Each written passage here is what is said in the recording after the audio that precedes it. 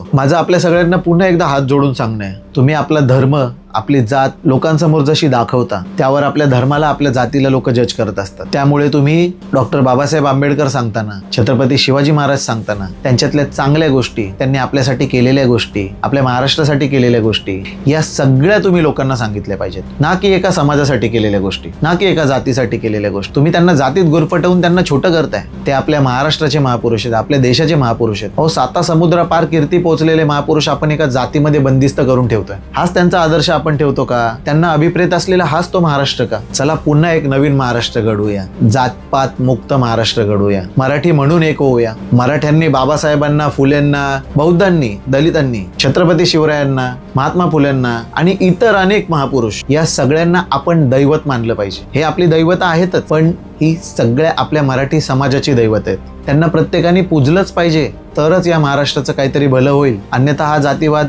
महाराष्ट्रातल्या कित्येक पिढ्या, येणाऱ्या पिढ्या अक्षरशः नासवून ठेवेल. धन्यवाद. जय महाराष्ट्र.